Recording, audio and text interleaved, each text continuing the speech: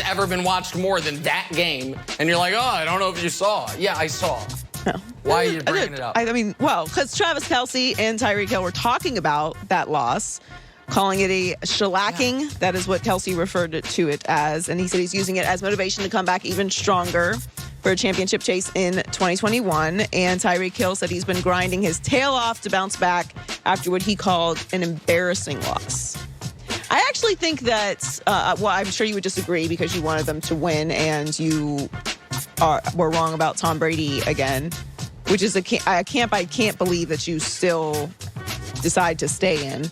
But I think that when it comes to dynasties, a loss like that can be helpful in the long term because it doesn't let you get comfortable. Now, I think there are a lot more factors to that loss than just Tom Brady and the Bucs defense being great. Like, there were some injuries that I think played a massive role. And I don't like to blame things on injuries, but they are factors in why people win or lose. Like, that does play a role in why people get somewhere. You can't control them, and they are inevitable in every sport.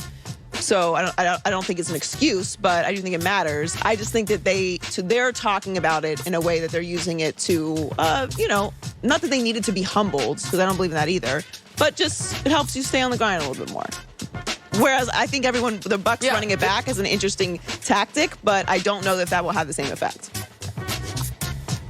Yeah, the Chiefs are going to go 20-0. They should have never lost that game. It's an outrage. The whole offensive line was injured.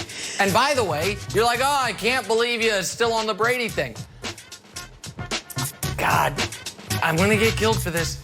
I really think I was right about Tom. I know it's like Nick, he just won the Super Bowl again. Let me just defend my take for a moment. You know who also thought Tom Brady was done?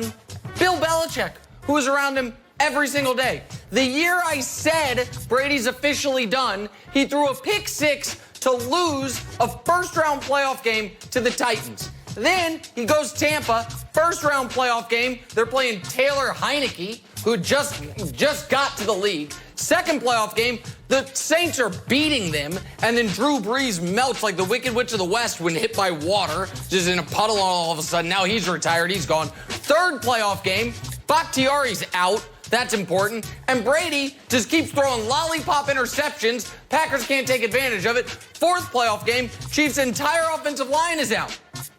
And all of a sudden, for the end of the first half, every time it's an incomplete pass. Flag, flag, flag.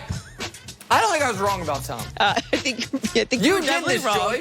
No one told you to bring this up. Luck favors the prepared. That is a saying I use often, and he is very, very prepared and took advantage of that moment. I firmly deboarded I was never on the Brady is retiring or Brady is done train. I've never thought that was a good band to team up with. But I have suffered at the hands of Brady for many years, and I decided to just stop suffering and just enjoy watching the greatest quarterback that we've ever seen play after that Atlanta Super Bowl. I thought I decided to stop suffering, too, when his team kicked him to the curb for Jared Stidham, and he had to go to Tampa. Belichick also tried to do that with Jimmy Garoppolo, and we saw how that turned out. So him moving off of Tom Brady, I wasn't really thinking that was something he had a firm grasp on, but obviously you did. Speaking of Bakhtiari, really sorry.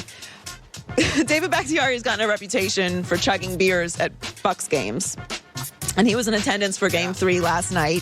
And Dana Beers egged him on to do it once again, and he accepted, and he did 2 beers in a row. And this time, his dad got in on it and chugged a beer as well, which made the crowd go wild. I've loved watching the Suns fans throughout this postseason, but I thought that the Bucs fans really showed out last night. That Deer District was crazy, and this is such a fun thing.